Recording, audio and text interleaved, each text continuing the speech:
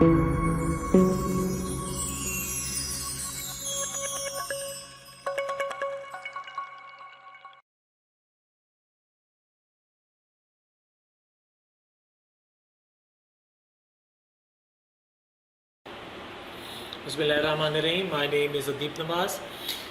I represent Biology Department, Britain International School System. Today we will discuss some disorder of skeletal systems. So the disorder of the skeletal system are given in your book. The following disorder of the skeletal system are very important. First one is osteoporosis. जी, osteoporosis जो है आपकी book में दिया गया पहला disorder है. Osteoporosis is a bone disease. बेटा पहली बात हमने यही याद रखनी है कि ऑस्टियोपोरोसिस एक ऐसी डिजीज़ है जिसका ताल्लुक बोन के साथ है. ठीक है, और ये एडल्ट्स में होती है, ओल्ड एज में होती है, ज़्यादा उम्र के अफराद में होती है, और ख़वातीन में इस डिज़ीज़ का प्रेवलेंस या शरह निस्बतन ज़्यादा है. ख़वातीन में ये बीमारी ज़्यादा असरअंदाज होती है, इस बीमारी के ज़्यादा शिकार ख़वातीन होती है. In osteoporosis, there is the decrease in bone density due to the loss of calcium and phosphorus. Osteoporosis की definition भी यही है, यहाँ दी गई है. अब इसके मुताबिक osteoporosis में होता क्या है? Osteoporosis एक ऐसी कंडीशन है जिसमें बोन की डेंसिटी में कमी आ जाती है. बोन जो है वो लाइट हो जाती हैं, बोन का मास कम हो जाता है, बोन में से कैल्शियम और फास्फोरस के सब्सटेंसेस निकल जाते हैं, ब्लड में शामिल हो जाते हैं. जिस पर कैल्शियम और फास्फोरस के सब्सटेंसेस, कैल्शियम और फास्फोरस के मिनरल्स बोन में से निकलकर ब्लड में शामिल होते चले जाएंगे. बोन की डेंसिटी डिक्रीज़ हो जाएगी, बोन का मास कम हो जाएगा, बोन का वॉल्यूम तो मेंटेन रहेगा लेकिन बोन का मास डिक्रीज़ हो जाएगा. तो this is the disease which is known as osteoporosis. जी, अब इसकी कॉजेज़ देखते हैं. The causes of osteoporosis, the first cause it may be due to the malnutrition, lack of protein and vitamin C deficiency.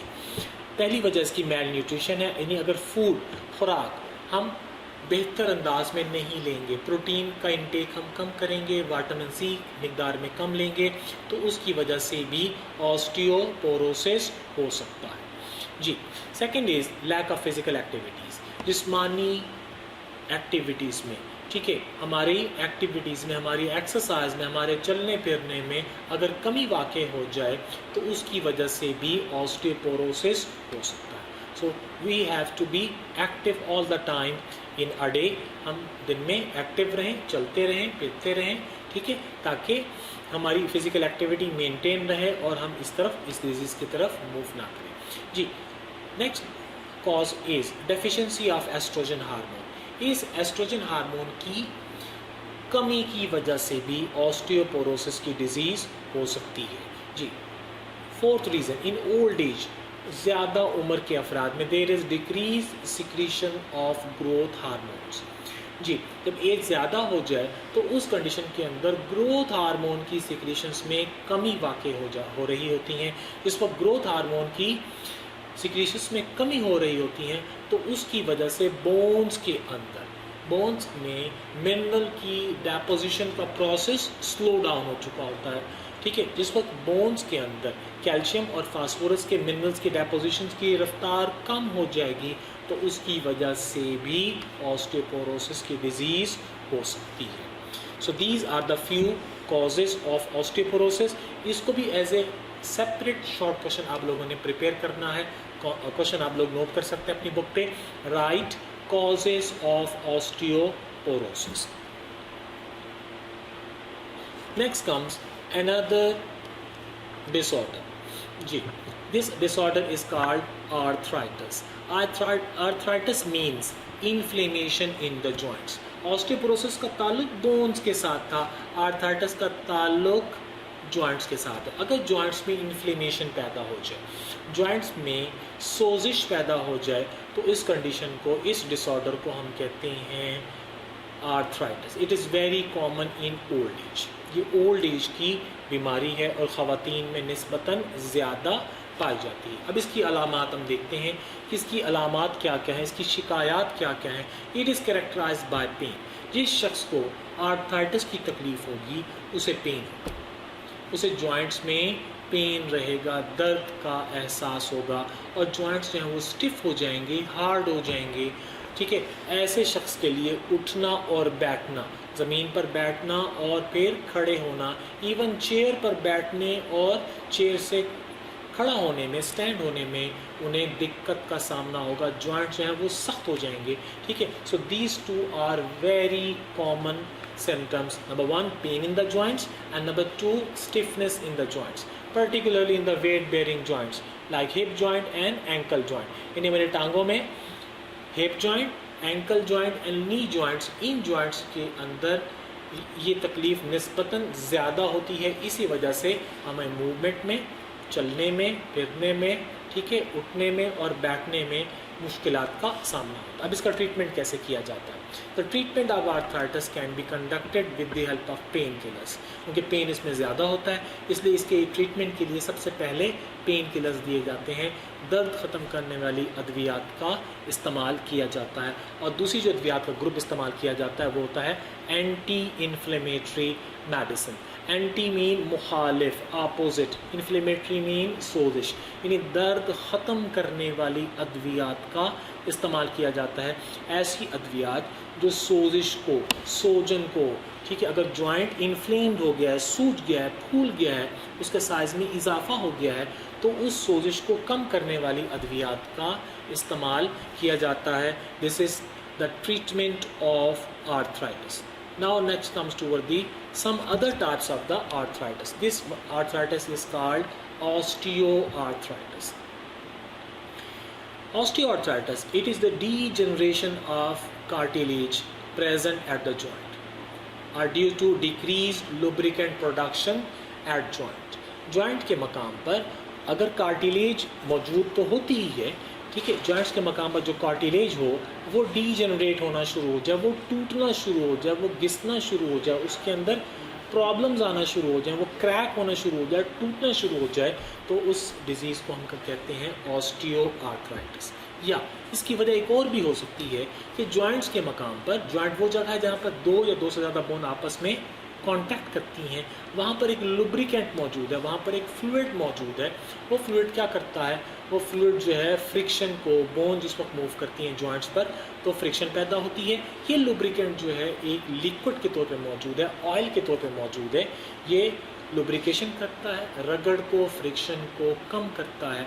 अब अगर यही lubricant की production कम हो जाए जॉइंट्स के मकाम पर, तो उसकी वजह से भी कार्टिलेज की डिजेनरेशन शुरू हो सकती है। तो इस डिजीज़ को हम कहते हैं osteoarthritis. In this arthritis fusion of bones takes place at the joints and joints become totally immovable. अगर यही डिजीज़ प्रोग्रेस करे, ठीक है, क्रॉनिक फेज में चली जाए, यानी ज़्यादा ओल्ड हो जाए, ज़्यादा पुरानी हो जाए, ट्रीटमेंट ना किया जाए, तो उसके नतीजे में जॉइंट्स के मकाम पर जो दो बोन्स हैं वो एक दूसरे के साथ फ्यूज़ हो जाएंगी, जुड़ जाएंगी, चिपक जाएंगी और वो जो जॉइंट होगा वो टोटली इमूवेबल हो जाएगा। फिर उसके बाद उस जॉइंट के अंदर किसी भी किस्म की मूवमेंट पैदा नहीं हो पाएगी। जी, the next type of arthritis is rheumatoid arthritis. Rheumatoid arthritis, it involves in the inflammation of the membranes at the joints. अगर joints के मकाम पर membranes में सोजिश पैदा हो जाए, अब ये joint है ये एक कैप्सुलर स्ट्रक्चर है, इनक्लोज स्ट्रक्चर है, इसमें सबसे आउटर लेयर तो हम जानते हैं स्किन है, स्किन के अंदर खासी तादाद में इसकी मेम्ब्रेन्स मौजूद हैं। अब अगर उन्हीं ही मेम्ब्रेन्स में सोजिश पैदा हो जाए, वही मेम्ब्रेन थिक हो जाए, वही मेम्ब्रेन सूज कर बड़ी हो जाए, थिक हो जाए, ठीक है, तो उस कंडीशन की वजह से जॉइंट पर जो कंडीशन पैदा होगी इट इज़ कॉल्ड रेमेटाइड आर्थराइटिस। जी, अब इस बीमारी की, रेमेटाइड आर्थराइटिस की जो अलामात हैं, उसमें पहली अलामत है फटीग, थकावट का एहसास, ठीक है, चलते फिरते हुए उस शख्स को थकावट का एहसास होगा। नंबर 2, लो ग्रेड फीवर, हल्का हल्का बुखार रहेगा। अगर फटीग महसूस हो, थकावट का एहसास हो और हल्का हल्का बुखार रहे और पेन हो, जॉइंट्स में पेन भी हो, जॉइंट में स्टिफनेस भी मौजूद हो और साथ में लो ग्रेड फीवर भी हो रहा हो along with the fatigue, so this condition is called rheumatoid arthritis. Ji, and the last type of the arthritis is gout. Ji, gout it is characterized by accumulation of uric acid crystal in movable joints. Ji, gout एक ऐसी disease है, gout एक ऐसा disorder है जिसमें uric acid के crystals जमा होना शुरू हो जाते हैं मूवेबल जॉइंट्स में, यानी ऐसे जॉइंट्स जिन्होंने मूव करना है, ठीक है, उन जॉइंट्स के अंदर यूरिक एसिड इकट्ठा हो जाए और यूरिक एसिड की क्रिस्टल्स बनना शुरू हो जाए। यूरिक एसिड बनने के बाद वहाँ पे सॉलिड होना शुरू हो जाए, हार्ड डिपॉजिट बनना शुरू हो जाए, तो इस डिजीज़ को हम कहते हैं gout. It generally attacks toe joints, ठीक है। आमतौर पर ये जो प्रोसेस है यूरिक एसिड एक्यूमुलेशन का, किन जॉइंट्स में यूरिक एसिड एक्यूमुलेशन ज़्यादा होता है? टो जॉइंट, यानी पाँव की उंगलियों में जो जॉइंट्स मौजूद हैं उन जॉइंट्स में यूरिक एसिड की एक्यूमुलेशन ज़्यादा होती है और वही ये अटैक वहीं पर ही करते हैं। तो जिस वक्त भी ये गाउट के पेशेंट्स अपने सिम्टम शो करते हैं तो यही कहते हैं डॉक्टर हजरात को कि उनके पाँव में बर्निंग होती है, पाँव में उंगलियों में सोजिश होती है, क्योंकि उनके पाँव की उंगलियों के जो जॉइंट्स हैं उनके अंदर यूरिक एसिड के क्रिस्टल्स डिपॉजिट हो रहे हैं, जमा हो रहे हैं, और इस कंडीशन को हम गाउट कहते हैं। That's the end of lecture number 9।